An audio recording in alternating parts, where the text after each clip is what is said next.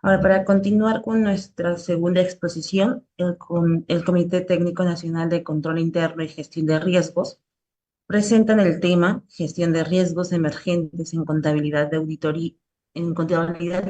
Auditoría. Para esto vamos a presentar a la moderadora de este espacio, la contadora pública colegiada Francia Durán Merino. Es ex vicepresidenta de la Junta de Decanos de Colegios de Contadores Públicos del Perú en periodo 2024, paz decana del Colegio de Contadores Públicos de Huánuco y vicepresidente del Comité Técnico de Gestión de Control Interno y Gestión de Riesgos. Le doy la bienvenida. Gracias, Marisabel.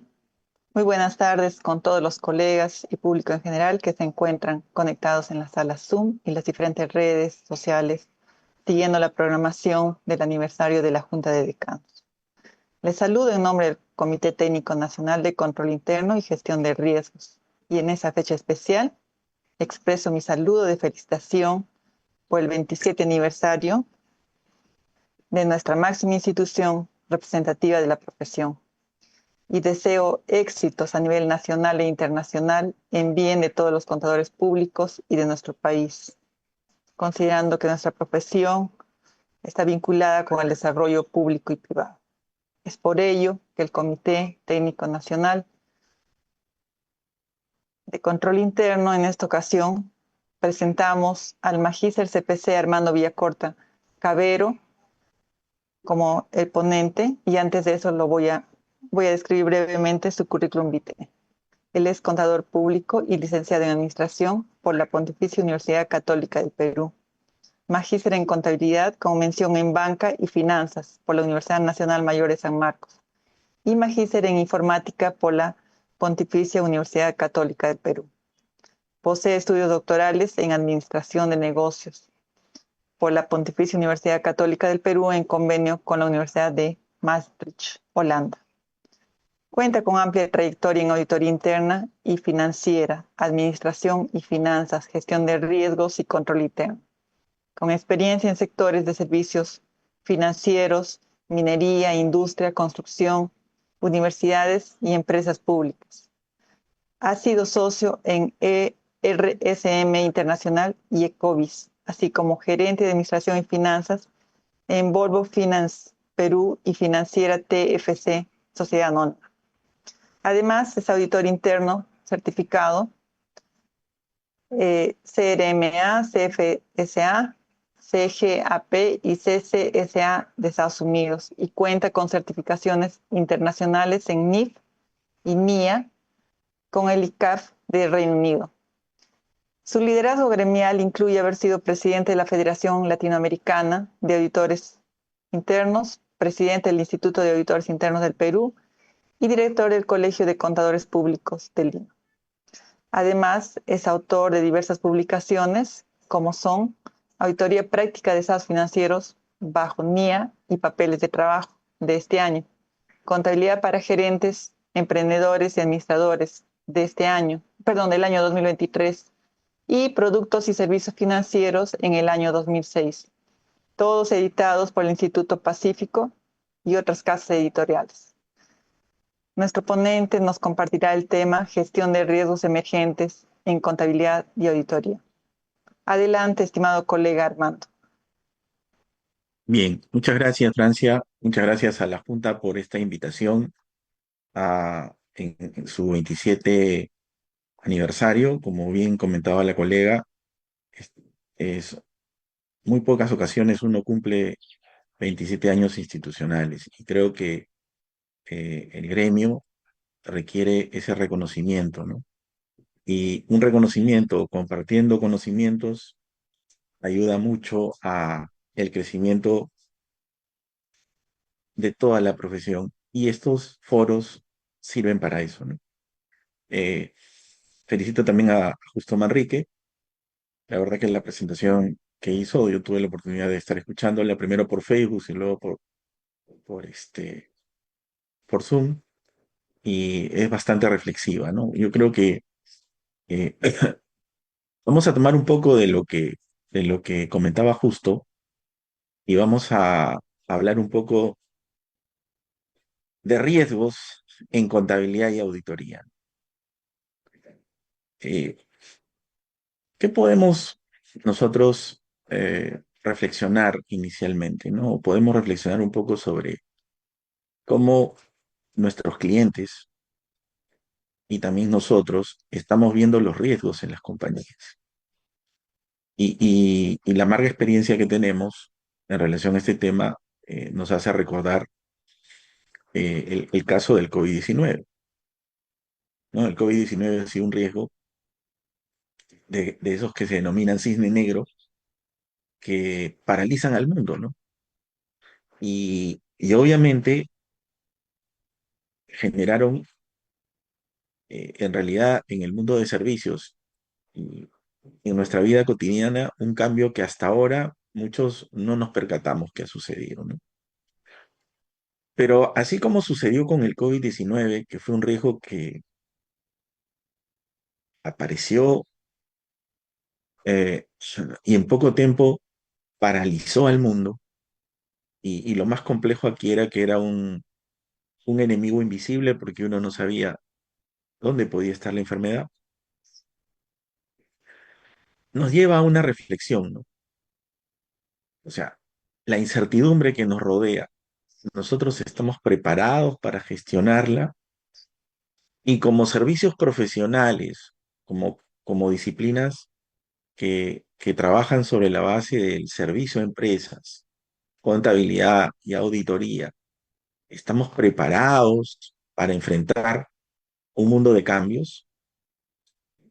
Y justamente hoy día lo que vamos a tratar de ver es un poco hacer una reflexión sobre lo que ya comienza a ser un cambio bastante esencial en el mundo de los servicios y en el mundo en general, con la presencia de innovaciones tecnológicas, con la presencia de nuevos requerimientos, con una tecnología que nos sorprende cada día más y obviamente también con problemas complementarios que afectan el desarrollo de las instituciones. Entonces, lo que vamos a tratar de hacer es ver debajo de lo tradicional, o sea, es decir, hacer una reflexión en base a datos que, que vamos a tabular y compartir sobre cómo percibimos a la contabilidad de la auditoría en este transitar por este nuevo milenio que nos trae a, a la tecnología como un líder del cambio, sin perder de vista que hay otros temas como el tema ambiental, sin perder de vista que hay otros temas vinculados a temas de riesgos de potenciales enfermedades como pasó como el COVID-19, teniendo presente que hay una serie de incertidumbres que obviamente nos pueden complicar la vida. Entonces, esto no pretende ser una charla orientada a la esencia de lo que es explicar lo que es un riesgo, sino esta es una charla que busca hacer un análisis desde la perspectiva laboral y desde la perspectiva de la profesión de, de lo que los riesgos nos proponen como un tema reflexivo y obviamente va a requerir que nosotros nos preparemos, ¿no? Un documento que se publica todos los años es el Fórum Económico Mundial, el famoso Global Risk Report, o sea, el reporte global de riesgo que se publica todos los 15 de enero aproximadamente. Estamos en la versión, ¿no? En este caso, ya número 20, y los colores significan la definición o clasificación que ellos hacen de riesgo, ¿no? Morado es el tecnológico, verde es el ecológico, naranja es el geopolítico, rojo es el social y celeste es el económico. Si ustedes se percatan, los gurús del mundo de riesgos consideran de que la parte tecnológica es un tema que va a liderar por lo menos en el 2025, 2026, y lo está haciendo, una transformación, ¿no? Los activos digitales que han aparecido, y vamos a ver ahora algunos ejemplos de cómo las empresas se van adaptando, nos llevan a nosotros como contadores a reflexionar sobre que nuestros servicios ya no pueden ser las tradicionales asientos de compras, ventas digamos, registro de depreciación, sino hay nuevas cosas que los clientes nos están pidiendo y también nuevas herramientas que las empresas van adquiriendo y obviamente requieren un proceso de actualización y capacitación. Entonces empecemos hablando un poco de la auditoría. Este cuadro es un cuadro publicado por el PCAUB. El PCAUB, o sea, el Public Company Accounting Oversight Board, es la junta supervisora de todas las empresas que auditan compañías en la Bolsa de Nueva York, donde están registradas sociedades de auditoría peruanas, que auditan a empresas peruanas que están en la Bolsa de Nueva York, o alguna empresa que tiene filiales en Perú, pero que reporta su matriz, que a su vez está en la Bolsa de Valores de Nueva York.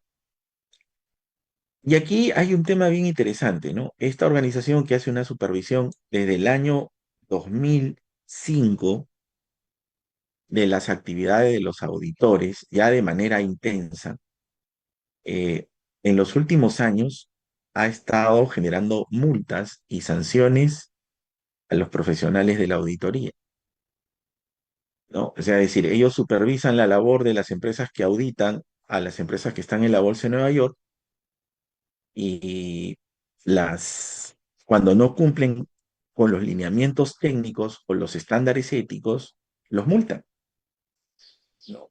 Entonces, aquí vemos que en el año 2024, que es la última estadística, eh, tenemos en millones, ¿no?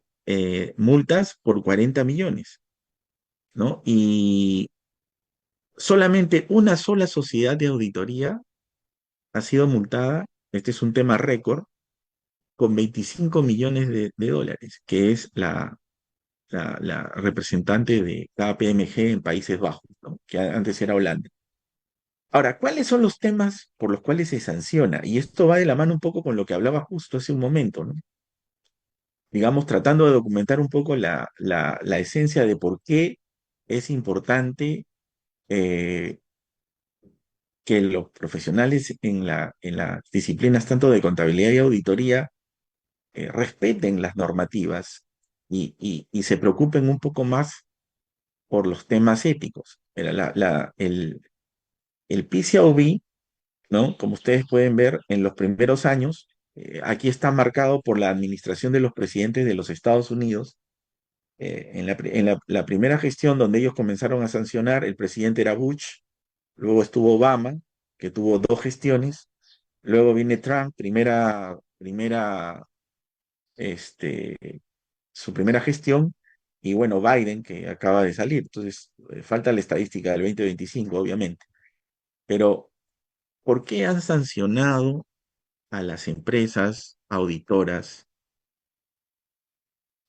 en esta entidad reguladora que junto con la SEP supervisa, ¿no? La idoneidad del servicio, ¿no? Porque recuerden esta frase, ¿no? Cuando los auditores fallan, falla la confianza. Entonces, obviamente lo que no se quiere es tener casos como los que sucedieron hace más de 20 años con Enron, que terminó en la desaparición de una firma importante de aquella época que también estuvo en el Perú, que fue Arthur Andersen. Bueno, ética e independencia solamente, ¿no? Vemos sanciones en el año 2023. Aplicaciones de los estándares de auditoría es un tema que sí tiene una tendencia permanente. Esto que es un tema que verdaderamente la profesión en nuestro país requiere trabajar de una manera más activa, sobre todo para las medianas y pequeñas firmas auditoras, que es el quality control, ¿no? El control de calidad, ¿no? Solo los estándares de control de calidad. O sea, fallas en controles de calidad. Y luego hacen combinaciones, fallas en ética, independencia y estándares de auditoría, fallas en ética, independencia y control de calidad, fallas en temas de normativa de auditoría y control de calidad, y bueno, una falla integral total, ¿no? Y esto nos lleva a la reflexión de cómo los auditores, y esto también ocurre en nuestro país, lo que pasa es que no tenemos una estadística tan bien elaborada como lo presenta el PCAUB y que es pública. Aquí también en nuestro país los auditores son sancionados por la SMB, por la Contraloría, salen las resoluciones en el Diario Oficial del Peruano, pero no hay una, digamos así, eh, un, una estadística, una reflexión donde el gremio pueda, como revisando esto, con los principales líderes de la profesión, eh, tomar decisiones y acciones. Entonces, algo importante que requiere una unión es entender que la ética, los estándares, son una preocupación internacional y que no solamente basta conocerlos, sino tienen que hacerse verbo. Y el hacerse verbo significa que tienen que aplicarse. Cuando yo soy docente universitario, aparte de las labores profesionales que realizo, y siempre yo le transmito a la gente, ¿no? Le digo, las normas no están simplemente para aprenderse, sino para aplicarse.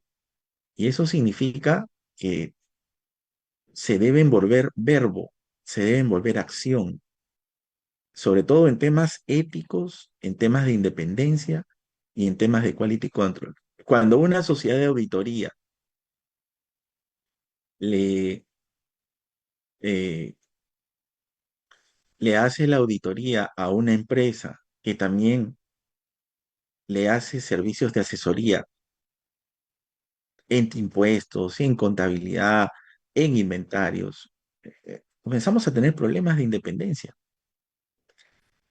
Y hay una serie de aspectos en nuestro país. El otro tema es quién audita a los auditores, o sea, quién revisa que el trabajo de los auditores genere esa transparencia, ¿no? Bueno, no me voy a extender porque después voy a terminar como justo desbordando un poco el tiempo del siguiente expositor y quiero respetar el espacio, ¿no?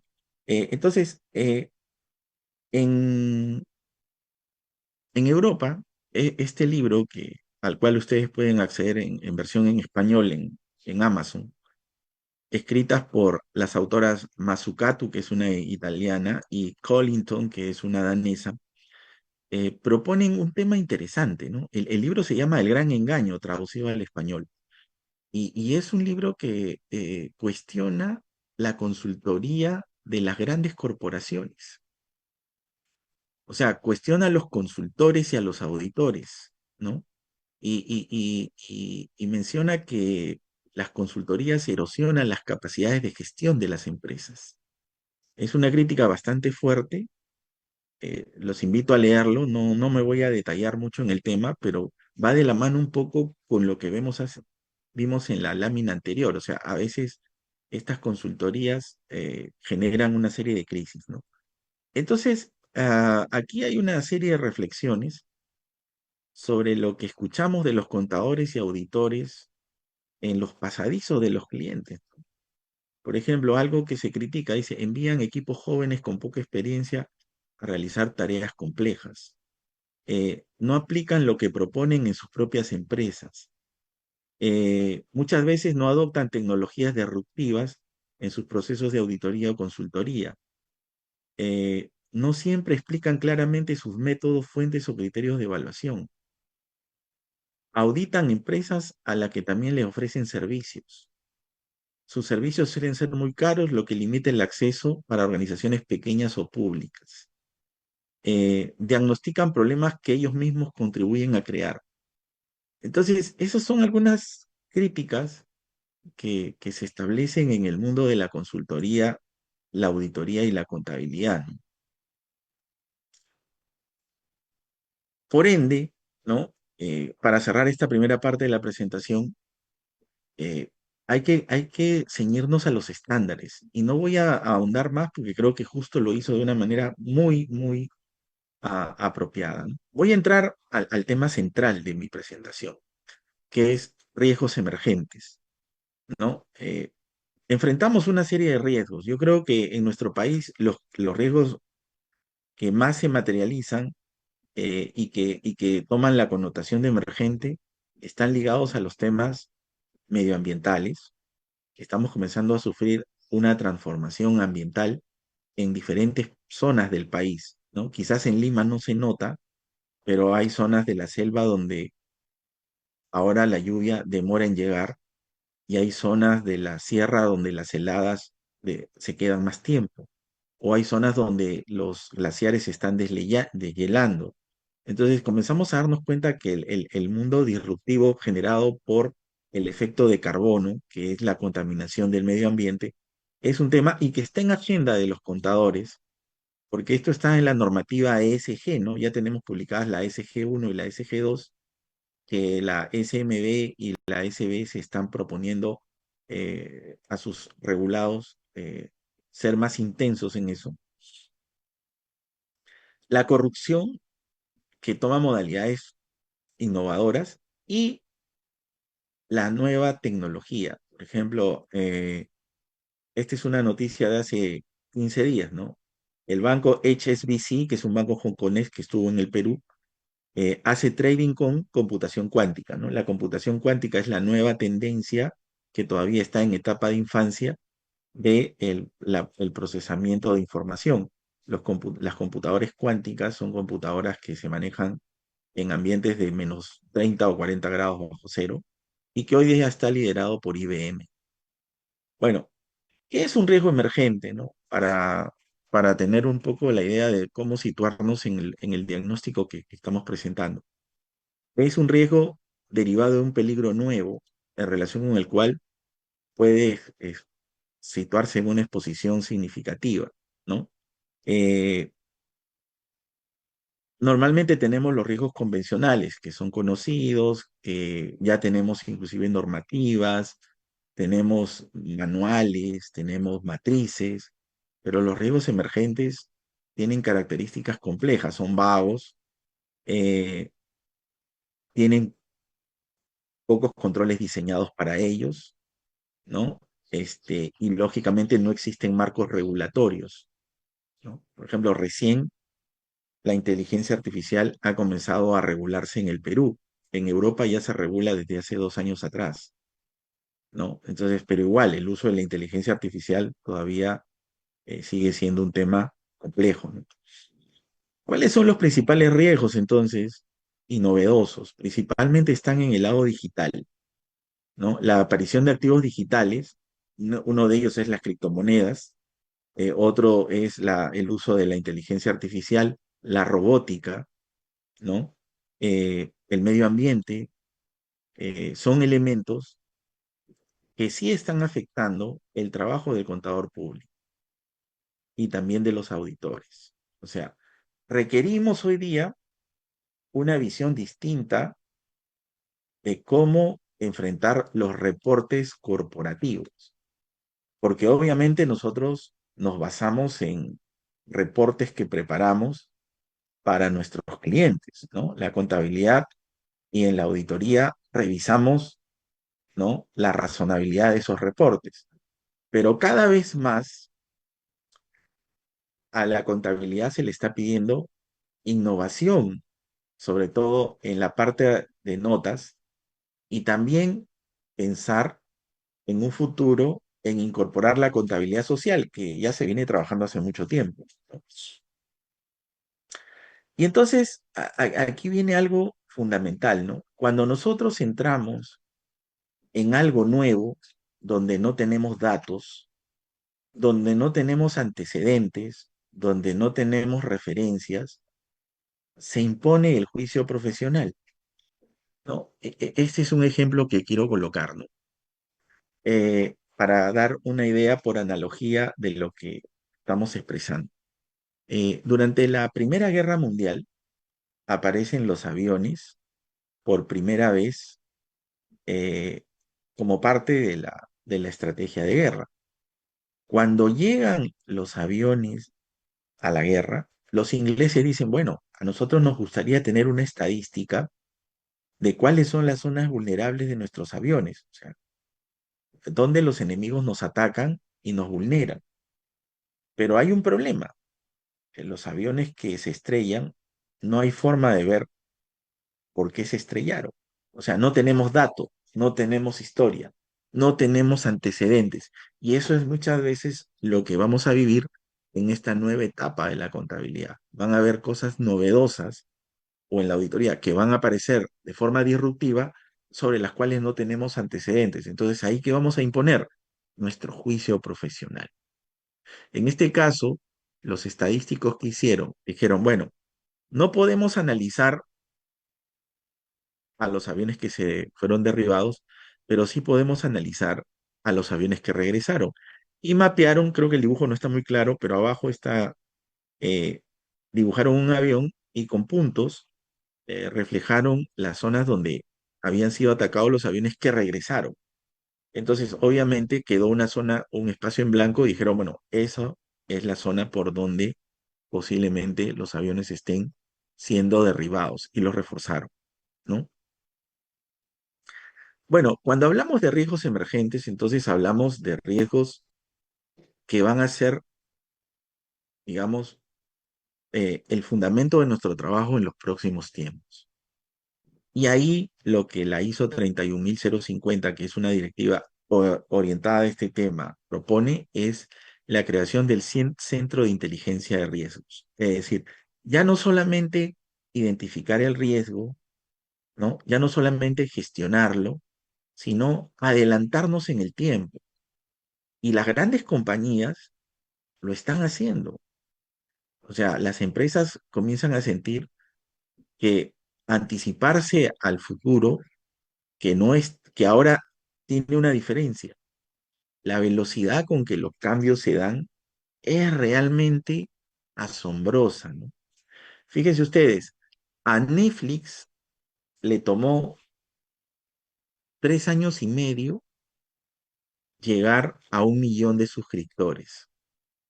A esta plataforma de inteligencia artificial ChatGPT le tomó 5 horas. O sea, el mismo día que salió, que fue en septiembre del 2022, ya tenía más de 1 millón de suscriptores. Y obviamente se volvió el boom en todas las empresas corporativas, ¿no? Entonces, hay que planificar escenarios, hay que saber qué se nos viene, ¿no? Y tenemos 4 aristas bien claras: la parte ambiental, la parte tecnológica, la parte regulatoria y la parte económica, política y social. La parte regulatoria también es un tema significativo porque las regulaciones han comenzado a ser más fuertes. Y yo le comentaba a un colega algo que creo que sí es importante tener en cuenta, ¿no? Eh,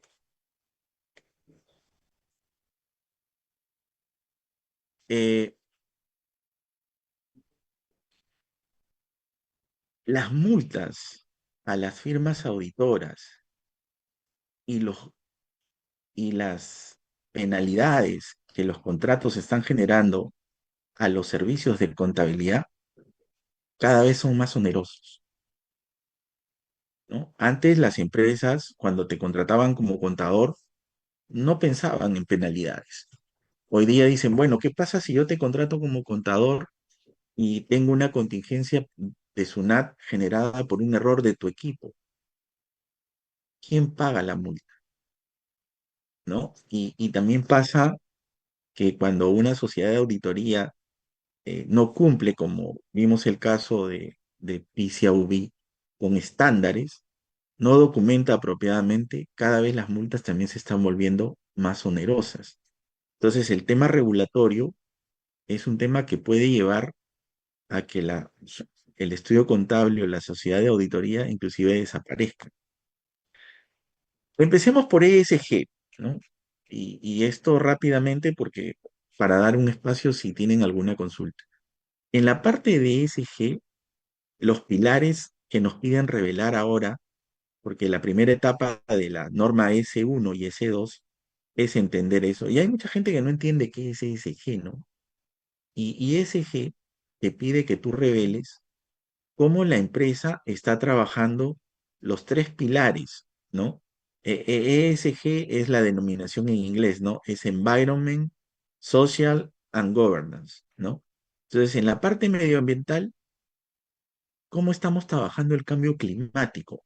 La huella del producto o la huella de carbono es cómo afectamos a la capa de ozono, ¿no? Las chimeneas de las fábricas complican cada vez más esto y generan problemas ambientales. Cómo se expresan los temas de aguas, la biodiversidad, los animales, tanto en terrestres como marítimos, la contaminación, ¿no? Son temas críticos que obviamente las empresas tienen que revelar cuáles son sus políticas. La naturaleza, por muchos años, los empresarios pensaban que la naturaleza, la podían usufructuar sin ningún cuidado. Y no, la naturaleza nos pertenece a todos. Y si la depredamos, tarde o temprano genera problemas que la propia naturaleza reordena con desastres naturales. En la parte social, a raíz del COVID, yo creo que el capital humano se volvió mucho más sensible. La responsabilidad es por los productos que vendemos. Hoy día las etiquetas, ¿no? Etiquetas son un tema que también se tiene que evaluar cuando se establecen las notas a los estados financieros. La responsabilidad social comunitaria, ¿no? Y luego en la parte de gobernanza, la parte ética, los temas de corrupción, blanqueo de capitales. Entonces, hay cuestionarios y la S1 y la S2 nos piden que trabajemos. Aquí, estas ideas creo que te dan una visión clara del tema, ¿no? Y el otro tema es la presencia de la tecnología en las empresas. Entonces, por ejemplo, ¿qué es lo que está pasando hoy día ya en grandes corporaciones? La contabilidad está robotizándose. Pero este tipo de robot que hablamos, que son los RPA, no son humanoides, sino son aplicaciones tecnológicas que articulan, ¿no? Instrucciones que tú les estableces, ¿no? Entonces, por ejemplo, ¿no? El tipo de cambio que antes alguien tenía que entrar al sistema y cargarlo para que pueda ser operativizado las operaciones en moneda extranjera durante el día, hoy lo hace un robot. La conciliación de saldos, hoy lo hace un robot, ¿no? Entonces aquí lo que hay que tener en cuenta es cómo nosotros debemos participar en este proceso. Bueno, es importante entender que solo se puede automatizar aquello que es eficiente, porque si automatizamos la ineficiencia, vamos a hacer que la ineficiencia se reproduzca de forma exponencial. Acá tenemos un ejemplo, ¿no? Este es un proceso de cuentas por pagar que antes de ser automatizado robóticamente tenía un tiempo de 10 minutos, 90% de exactitud y 3 trabajadores, ¿no? Entonces se recibían las facturas, ahora que vienen electrónicas, se convertían a los formatos, se procesaban y se generaba el... Con la robótica, estos procesos hoy día los hace la computadora totalmente. Ya la conversión de los formatos, todo lo que es el manejo de comunicación dentro del sistema, lo hace la plataforma RPA, ¿no? Y el tiempo lo ha reducido en este ejemplo a 3 minutos, 100% de exactitud y un solo empleado. Entonces, la, hay empresas que hoy día la robótica le hace las conciliaciones bancarias, el análisis de cuentas por cobrar, el análisis de cuentas por pagar, los costeos, y esto es un tema bastante innovador. Ahora, yo que estoy en el mundo de los servicios y soy contador, ¿cómo encajo acá? Bueno, debo ser ese trabajador que queda, debo ser ese que monitorea todo el proceso, pero tengo que tener una capacitación en manejar un RPA, ¿no? Esos son los retos. Las criptomonedas. En los próximos años, las criptomonedas van a comenzar a tener una mayor pre- presencia en el mercado local. Son activos digitales. Fíjense ustedes, el Banco de Crédito del Perú hace el primer pago de cripto en la banca peruana. O sea, ya el Banco de Crédito, el banco más importante del país, ha incluido en su plataforma de asesoría que sus clientes puedan hacer operaciones con cripto. Y hoy día, muchos clientes a los cuales yo atiendo me, me hacen transacciones con criptos, con Ethereum, con Bitcoins y con otras eh, listas, ¿no? El BBVA ya tiene servicios con Bitcoin en la Unión Europea y América Latina, ¿no? Entras a tu computadora y puedes hacer transacciones.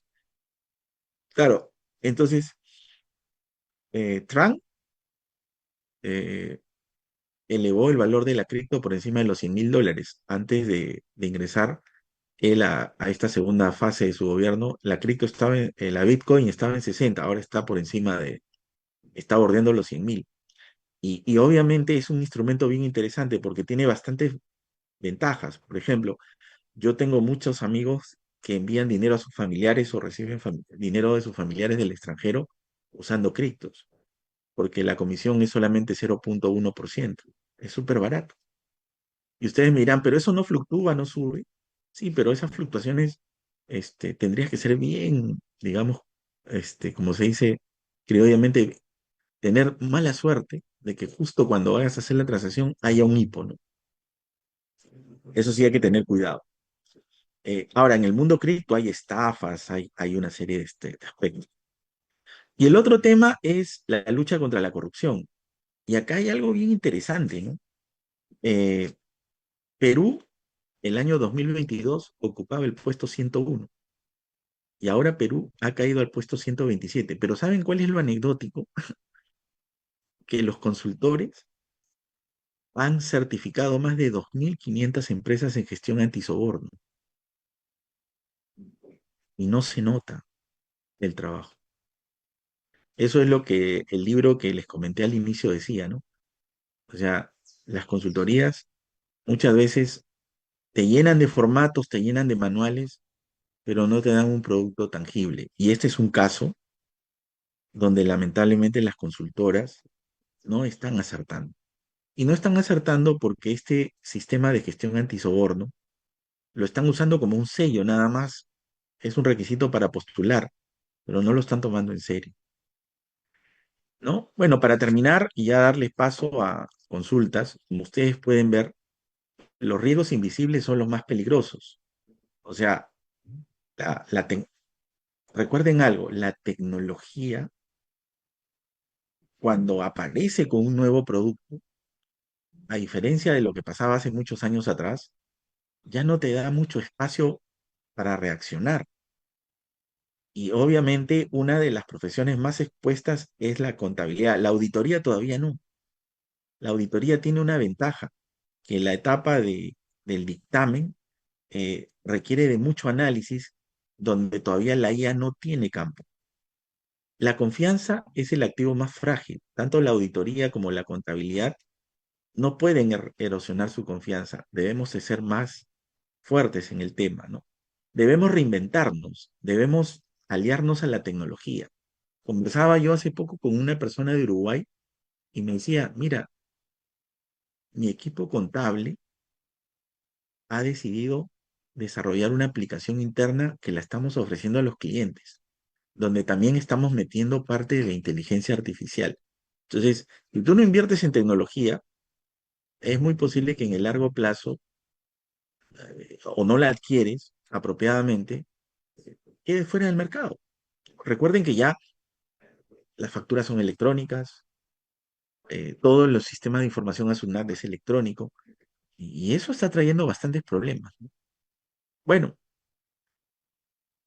terminando y agradeciendo nuevamente a la Junta, solamente dejarles como una reflexión el efecto disruptivo de los riesgos emergentes, la tecnología, el ESG, las criptomonedas y una serie de temas que en realidad no son temas del futuro. Muchas veces cuando converso con personas sobre estos temas me dicen, no, pero en mi empresa está prohibido las cripto. Es que yo no estoy hablando de lo que está prohibido hoy o no, sino lo que estoy hablando es lo que se viene. Y cuando llegue, si no te preparas, si no lo tienes regulado, te va a encontrar mal parado. Y también a las sociedades de auditoría, porque auditar empresas que hacen operaciones con activos digitales no es tan simple, ¿no? Y obviamente nuestras herramientas van cambiando. La idea es que cambiemos el pensamiento, ¿no? ¿Ok? Entonces, ¿qué se llevan de esta sesión? Bueno, dejo estas reflexiones. ¿Cómo podemos garantizar que nuestros modelos y metodologías se adapten a los requerimientos de cada cliente? Voy a ponerles un ejemplo. Ya en Estados Unidos se está vendiendo la auditoría continua financiera. ¿Qué significa esto? Que yo te contrato como auditor financiero no en septiembre, en octubre, no, desde enero. Y tú, utilizando la tecnología, me vas auditando mes a mes, no de manera muestral. Cuando llega diciembre, tu participación es distinta. Y eso con los actuales avances tecnológicos es factible, ¿no? ¿Qué medidas podemos implementar para fortalecer la confianza? Bueno, yo creo que hay que reforzar dos cosas. Yo coincido con Justo en los temas éticos y también es que los colegas entiendan que los estándares son fundamentales. Yo a veces cuando explico los temas de NIAS o NIF, hay mucha gente que dice, pero eso es un doble trabajo. Sí, es doble trabajo. La contabilidad ahora tiene una hoja de ruta y la tributación tiene otra. Nosotros hemos venido a acostumbrarnos a trabajar con una sola metodología que sirva para ambas. Eso ya no existe, colegas. ¿Estamos preparados para gestionar riesgos? Hay muchos temas que realmente vienen está saliendo la S3 y la S4, que son normas un poco más agresivas sobre el tema de eh, medio ambiente, la presencia de la computación cuántica, la robótica, está reduciendo los puestos de trabajo, con lo cual, si no nos reinventamos y no somos más analistas, no vamos a quedarnos en el grupo de personas que se van a quedar en una corporación, ¿no? Bueno, eh, creo que como una reflexión final, colegas, en estas 27, en estos 27 años de la Junta, a diferencia del pasado, donde teníamos un espacio para poder pensar y rediseñar nuestros enfoques de trabajo para adaptarnos a los cambios, ¿no? La aparición de software contables, el envío, por ejemplo, ¿no? A través del CIRI a la SUNAT, que SUNAT nos da un tiempo. Las nuevas tendencias tecnológicas no te van a dar mucho tiempo y hay que estar, hay, y la posibilidad de responder apropiadamente a esto se enfrenta a una problemática: mayores multas, pérdidas de clientes, ¿no? Y problemas de sobrecostos por no haberte preparado. Bueno, de mi parte, espero que el tema haya sido reflexivo y bueno, dejo la palabra a Francia si es que quiere hacer algún comentario. Adelante. Muchísimas gracias, Armando, por todos los riesgos, las próximas, el futuro de la contabilidad, ¿no? Hemos pasado, parece lentamente, pero ahora vamos a pasos agigantados. Tenemos que estar preparados en muchas áreas que no avisorábamos como profesionales contables, ¿no? Y en ese sentido, te voy a hacer dos preguntas que han hecho los colegas para que por favor nos aclares o nos amplíes, ¿no? Sí, adelante. Dice, el ingreso disruptivo de las nuevas tecnologías como ChatGPT ha permitido que las firmas de auditoría se concentren en situaciones más estratégicas. Un ratito. Incluso la contratación de seniors se ha elevado porque siguen apareciendo escándalos de abuso como Deloitte en Australia, por realizar un informe con errores mediante ChatGPT. La NIC C1 no está tan desarrollado en esas firmas grandes. ¿Por qué el desarrollo ético en las firmas de auditoría grandes es muy débil? Es la pregunta. Ah, ok. Bueno, lo que pasa es que a ver, voy a empezar por algo interesante que comentaste, ¿no? El uso de la inteligencia artificial tiene un alto riesgo, porque todavía hay varias cosas que las personas que usan inteligencia artificial hoy deben tener en cuenta. En primer lugar, en el Perú no hay una normativa sólida sobre cómo manejar la inteligencia artificial. Y en segundo lugar, la inteligencia artificial tiene un riesgo muy alto que se llama eh, la- los- las ilusiones. ¿A qué se refiere eso? Que cuando tú a la inteligencia artificial le preguntas algo y la inteligencia artificial al navegar en su base de datos no encuentra respuesta, a veces por default te comenta algo y tú puedes pensar que ese comentario es válido. Y por otro lado, las referencias bibliográficas, y eso lo hemos visto en el mundo académico, que a veces sustentan sus comentarios, no son reales. Entonces, cuando tú utilizas la inteligencia artificial, tienes que validar lo que la inteligencia artificial te proporciona. ¿Y qué es lo que está pasando? Que algunas personas creen ciegamente en la inteligencia artificial y utilizan la información de la inteligencia artificial y terminan siendo multadas porque obviamente la información que te proporciona no es fidedigna. O sea, la, tengan presente que la inteligencia artificial recién tiene 3 años en desarrollo. Empezó compartiendo textos y ahora ya comparte, tú puedes cargar archivos, puedes cargar imágenes, te puede hacer traducciones. Yo, por ejemplo, califico pruebas utilizando la inteligencia artificial. Subo la prueba de mis alumnos y le digo, "Oh, ¿qué opinas de este trabajo?" Y me da un feedback. Ya con eso, por lo menos, tengo alguien que me puede dar una opinión adicional a lo que yo pienso, ¿no? O me hace el análisis de estados financieros de una empresa, pero yo no me confío, valido, porque todavía hoy día la inteligencia artificial tiene fallas. Entonces, y el segundo aspecto de la inteligencia artificial es que hay que tener cuidado con un tema que se llama confidencialidad, porque solamente puedes compartir con la inteligencia artificial aquello que tu cliente te permite porque es público, pero si hay un reporte de confidencialidad, podrías tener problemas. Ahora, mucha gente, yo creo que va la pregunta por ese lado, este, eh, está dando consultorías o está haciendo reportes que no son producidos por ellos, sino por la inteligencia artificial, y se están de alguna forma eh, tomando la autoría del análisis, ¿no? Y eso es cuando tú no eres ético y no haces el control de calidad apropiado en la inteligencia artificial.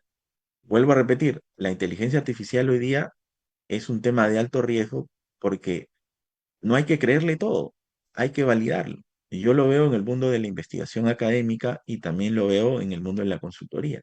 No siempre te da la respuesta, la pauta apropiada, hay que validarlo, incluyendo las referencias. Entonces, la ética en este transitar con la nueva tecnología tiene que ser un tema clave, porque nosotros manejamos muchos temas de confidencialidad, muchos temas de confianza con el cliente. Y ojo, que la información que se sube a la IA se vuelve pública. Entonces hay que tener mucho cuidado. Y todas estas sanciones se dan justamente porque la velocidad con que ha llegado la inteligencia artificial versus la normativa genera una brecha. O sea, es decir, las empresas no saben cómo controlar porque la velocidad con que llegó es tan fuerte que recién las empresas se han puesto a hacer pautas, ¿no? O sea, oye, no puedes utilizarlo para esto, no puedes utilizarlo para lo otro. Y en el camino lo van ajustando.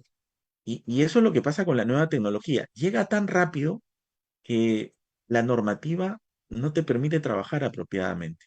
Eso sería mi comentario. De manera general, cuando uno hace las consultas a la IA, efectivamente se se nota que sí te hace un buen resumen, ¿no? Pero en cuanto a especialidad hay que tener mucho cuidado y bien lo has dicho como el ponente anterior, hay que tener ética, hay que saber qué es lo que firmamos, qué es lo que sustentamos, ¿no? Aquí tenemos otra pregunta, déjame leerlo, por favor.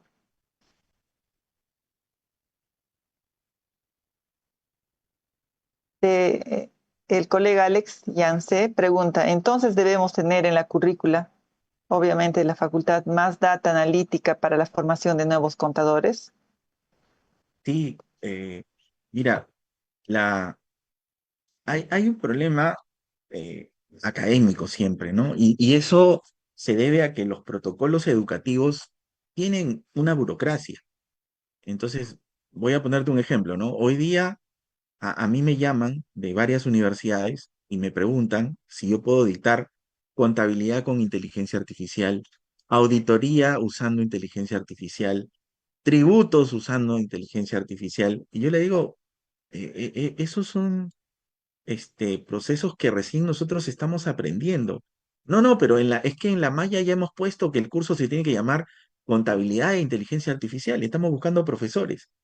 Y bueno, en el mundo académico recién nos estamos formando, ¿no? Eh, el gran problema no es tener una malla que ponga los temas que hoy el mercado solicita, sino el tema es formar docentes que puedan adquirir conocimientos en estas tecnologías y luego lo puedan replicar en los alumnos.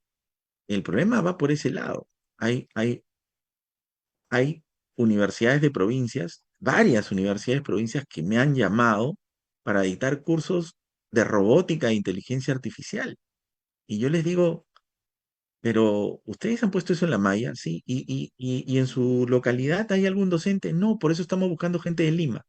Entonces, hay que tener mucho cuidado, porque los requerimientos educativos no se improvisan, se construyen sobre la base de capacidades. Y lo que tenemos que hacer hoy día, y eso es parte de lo que el gremio tiene que trabajar, es fomentar las capacidades en los colegas. Primero en los colegas que hacen formación y luego trasladarlo a todos. Pero, por ejemplo, en las NIF, nosotros hemos recibido por parte de la Junta cursos de formador de formadores. Entonces, un programa para NIC para XP, NIC para pymes o NIF, y entrenan a los colegas, ¿no? Y luego nosotros tenemos que replicar yendo a los diferentes colegios a dictar. Yo creo que eso es una labor que se puede trabajar de esa manera. O sea, eh, a la academia le cuesta, porque muchas universidades no tienen presupuesto, pero creo que el gremio puede ser una alternativa interesante para suplir ese vacío que hoy tenemos. O sea, eh, un gran problema es que todo esto que he hablado requiere competencias. ¿Cuántos colegas realmente pueden dictar un curso que se llame Aplicación de la Inteligencia Artificial al Análisis del Estado Financiero? Entonces, comenzamos a darnos cuenta que los temas, que pueden ser temas, digamos, de coyuntura, no tienen capacitadores. Entonces, si se improvisa, la verdad que es un tema bastante complicado.